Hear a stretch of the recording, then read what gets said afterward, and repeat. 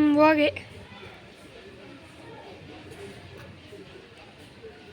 வணக்கம். என்னுடைய பெயர் ரவி. நான் வந்து ராணிப்பேட்டை மாவட்டம்.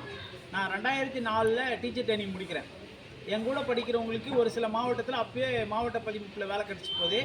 அதுக்கப்புறம் 2011 தகுதி தேர்வு கொண்டு வராங்க. அதில் வந்து 1 மார்க்கில் நான் வந்து தவறுது என்னுடைய வேலைவாய்ப்பு. அடுத்த முறை நான் 99 மார்க் எடுக்கிறேன். ஆனால் அப்போ என்ன பண்ணுறாங்க, மார்க்கை வந்து குறைக்கிறாங்க. அதனால் நிறைய பாஸ் பண்ணிட்டாங்கன்னு வெயிட்டேஜ் ஒரு தவறான முறையை அமுல்படுத்தி போஸ்டிங் போடுறதுனால என்னை விட கம்மியாக எடுத்தவங்களுக்கு வேலை கிடைக்கிது, எனக்கு கிடைக்கல.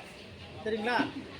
அப்போ வந்து அந்த அதிமுக அரசுக்கிட்ட நாங்கள் கோரிக்கை வைக்கிறோம். இந்த மாதிரி நீங்கள் தப்பான ஜிஓ போட்டிங்க, அதனால் எங்களுக்கு வந்து அந்த அரசாணையை வந்து நீக்குங்கன்னு சொல்கிறோம். எது வெயிட்டேஜ் அதை நீக்கிட்டு அதை விட ஒரு கொடுமையான அரசாணையை வந்து 149 போடுறாங்க. அப்போ நாங்கள் அதை எதிர்த்து போராட்டம் பண்ணும்போது ஐயா முதலமைச்சர் வந்து அப்போ எங்களுக்கு ஆதரவு கொடுக்குறாரு. ஆமாம், அது வந்து கொடூரமான செயலே, ஆசிரியர்களுக்கு குரல் வலிக்கு நெருக்க செயலே, நாங்கள் ஆட்சிக்கு வந்தால் அந்த ஜியோவை நீக்கிறோம், 149 நீக்கிறோம்னு அறிக்கை கொடுத்தாரு. அதை நம்பி நாங்கள் என்ன பண்ணிட்டோம், எல்லாரும் ஓட்டு போடுறோம். எங்களுடைய சொந்த பந்த ஓட்டெல்லாம் திமுகவுக்கு போட வைக்கிறோம். ஆட்சிக்கு வந்த பிறகு 3 வருஷம் ஆகுது. இது வரைக்கும் அந்த அரசாணை அந்த தேர்தல் வாக்குறுதி 177 இது வரைக்கும் நிறைவேற்றலை. அதனால் நாங்கள் கவன ஈர்ப்பு போராட்டத்துக்கு குறைஞ்சபட்சம் ஒரு 15 போராட்டத்துக்கு மேலே சென்னையில் பண்ணுறோம். உயர்கல்வி அமைச்சரே போராட்ட காலத்துக்கு வந்து உங்கள் கோரிக்கை அனைத்தும் ஏற்றுக்கிறோம், முதலமைச்சர் சொல்லி தான் நாங்கள் வந்தேன் அப்படின்னு சொல்லி எங்கள் போராட்டத்தை முடிச்சு வைக்கிறாரு. ஆனால் அந்த அரசாணையை அமுல்படுத்தி போட்டித் தேர்வு வைக்கிறாங்க. புரியுதுங்களா? இப்போது இதே அரசாங்கம், சமூக நீதி பேசுகிற அரசாங்கம் ஆட்சி, திமுக ஆட்சி என்ன பண்ணுறாங்க, நீட்டுக்கு வந்து எதிர்ப்பு தெரிவிக்கிறாங்க.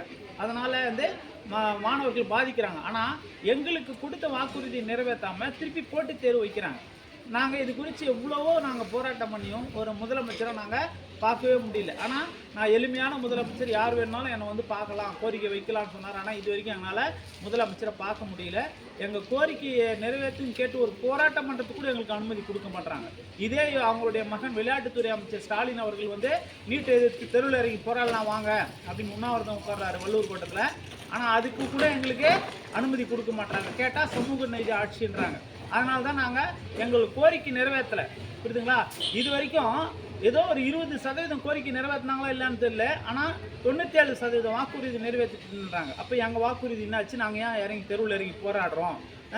சமூக நீதி காவல் நம்பர் 1 ஆட்சி, சொல்லதை செய்யும் முதல்வர், சொல்லாததையும் செய்யும். ஆனால் சொல்லாத தான் செஞ்சுன்னுக்கிறார் எங்கள் விஷயத்தை பொறுத்தவரை.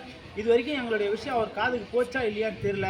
அதனால தான் நாங்கள் தமிழ்நாடு ஃபுல்லாக கிட்டத்தட்ட ஒரு 10-15,000 பேர் இது மாதிரி பாதிக்கப்பட்ட ஆசிரியர் இருக்கிறோம். நாங்கள் என்ன பண்ணுறோம், இந்த தேர்தலை புறக்கணிக்கலாம் முடிவு எடுத்துருக்கிறோம்.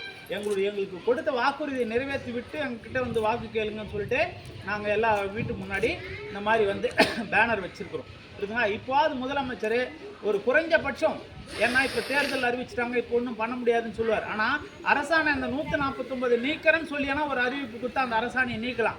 அப்படி அரசாணை நீக்கும் பட்சத்தில் நாங்கள் திமுகவுக்கு வாக்களிக்கிறத பற்றி நாங்கள் பரிசீலிப்போம். இவங்க சொன்ன வாக்குறுதி நிறைவேற்றாத பட்சத்தில் நாங்கள் எல்லாரும் இந்த தேர்தலை புறக்கணிக்கிறதா முடிவு பண்ணியிருக்கிறோம். நன்றி, வணக்கம். மீனல் ரவி.